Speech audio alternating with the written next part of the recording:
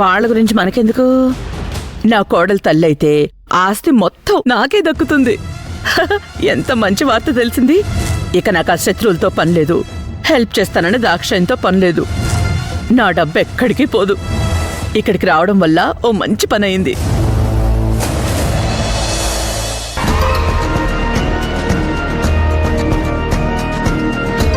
చూడండి, శ్యామ్కి తెలుసో తెలియకో సిరికి సత్య విషయం ఫోన్లో చెప్పింది. అంటే సిరి ఇప్పుడు నన్ను వాళ్ళ అన్నా వదిలను సెలెక్ట్ చేసిన అబ్బాయిగా, తనకి నచ్చిన భర్తగా ఇప్పుడు స్ట్రాంగ్గా ఫిక్స్ అయిందన్నమాట. అవును సత్య. ఎంత పనైంది.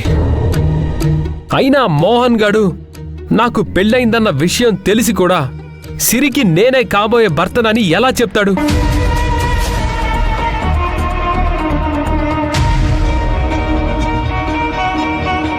అలా చెప్పుండకపోవచ్చు. అలా అయితే సిరి నేనే తన భర్తనని ఎలా ఊహించుకుంటుంది? ఊహించుకోవడం లేదు. శ్యామ్ ఫోన్ కాల్తో సిరి స్ట్రాంగ్గా మీరే తన భర్త అని నమ్ముతోంది. అవును సత్య. ఇన్ని రోజులు తనకి గతం గుర్తుకు రాలేదని డైలమాలో ఉన్న సిరికి నువ్వే తన భర్తవని తన మైండ్లో ఫిక్స్ అయిపోయింది. అది నిజం కాదు కదా. అది నిజం కాదని మనకి తెలుసు, కానీ సిరికి తెలీదు. మరి ఈ విషయం తనకి ఎలా చెప్పాలి? సిరి ఇప్పుడు నిన్ను చూడగానే రెట్టించిన ఉత్సాహంతో, ప్రేమతో నీకు దగ్గరవ్వాలని చూస్తుంది. నాకు తెలిసి సిరి ఈ పాటికే తనకు గతం తెలిసిపోయిందన్న సంతోషంతో ఉండొచ్చు. ముందు నువ్వు వెళ్ళి సత్య. ఇప్పుడు నేను వెళ్తే ఎలా? ఒకవైపు తన పరిస్థితి గురించి చెప్తూ నన్ను వెళ్ళమంటున్నారు. అవును, ఇప్పుడు మీరు వెళ్ళాలి. లేకపోతే ఆ ఆనందంలో సిరి ఈ విషయాన్ని అందరికీ చెప్పేస్తుంది. అసలే మణమ్మ గారు ఇలాంటి ఛాన్స్ కోసం ఎదురు చూస్తున్నారు.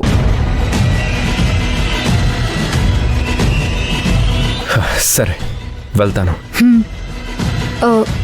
మీకు ఈ విషయం తెలిసినా తెలియనట్టే సిరి దగ్గర మేనేజ్ చేయండి. అలాగే, వస్తాను మేడం.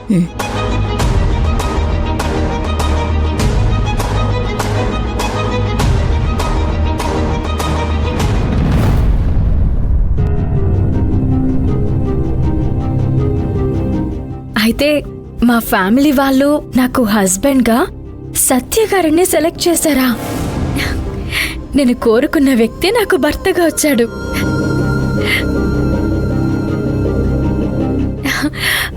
ఏమండి ఏమండి ఈయనటెళ్ళారో. ఈ శుభవార్తని ఆయనకి చెప్దామంటే సమయానికి కనిపించరు. ఫోన్ చేద్దాం. ఎక్కడికి వెళ్ళారండి? చిన్న పనుంటే బయటికి వెళ్ళాను.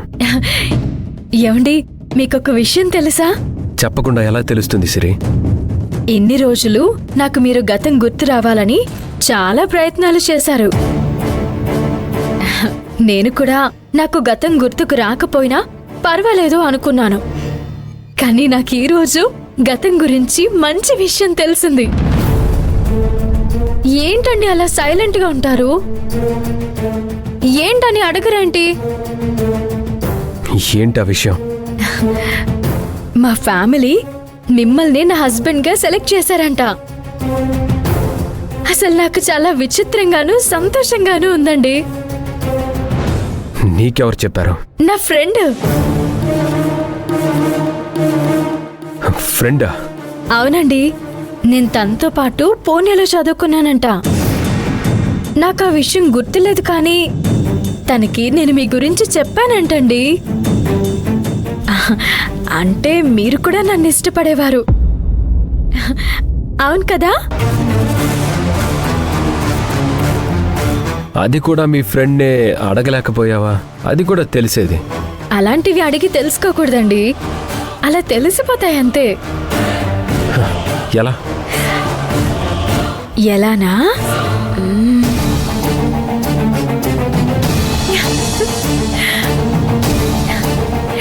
ఇలా.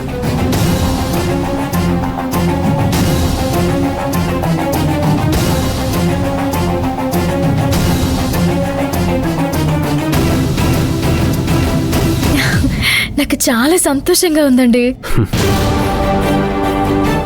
ఓకే, నువ్వు హ్యాపీగా ఉన్నావు కదా? ఏ మీరు లేరా? నువ్వు హ్యాపీగా ఉంటే నేను హ్యాపీగా ఉన్నట్టే కదా? ఏంటండి మీరు కొంచెం కూడా సంతోషంగా ఉన్నట్టు నాకు అనిపించడం లేదు.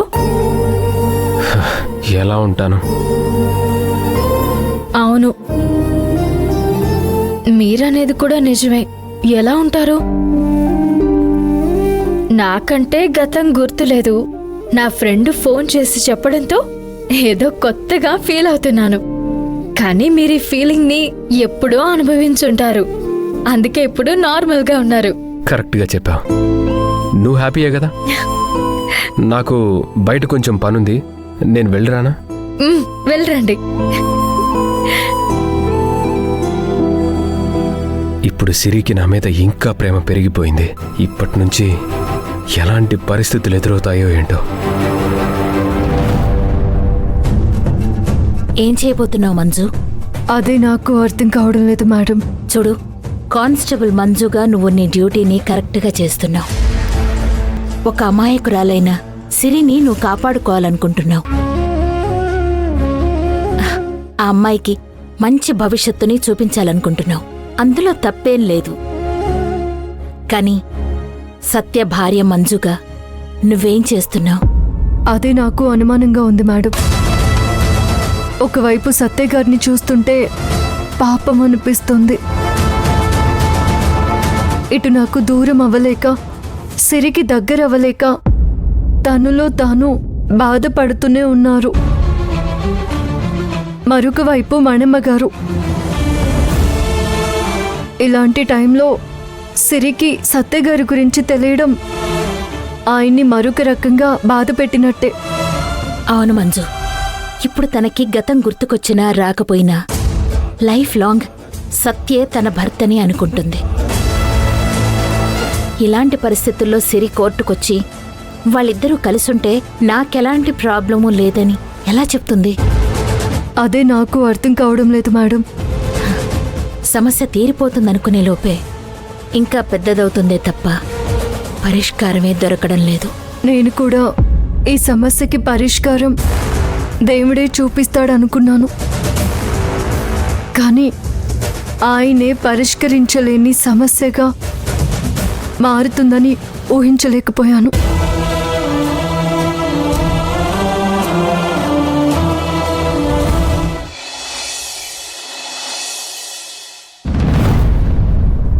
నీకో నిజం చెప్పాలరా, ఎన్ని రోజులు సిరి మీద ఎందుకు అటాక్స్ జరుగుతున్నాయి? తన ఆస్తి కోసమే కదా. ఇప్పుడు వాళ్ళు సిరిని ఏమీ చేయలేరు. నీకెలా తెలుసమ్మా? నేను సిరి వాళ్ళ ఊరెళ్ళాను.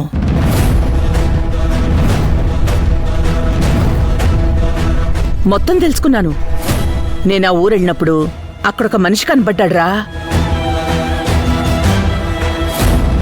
ఇంతకీ ఎన్నెకరాలుంటుంది?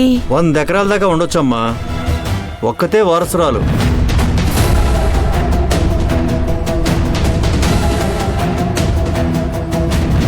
ఇంతకీ ఇక్కడ ధరలు ఎంత పలుకుతున్నాయి? ఎకరం 1 కోటి దాకా పలకొచ్చమ్మా.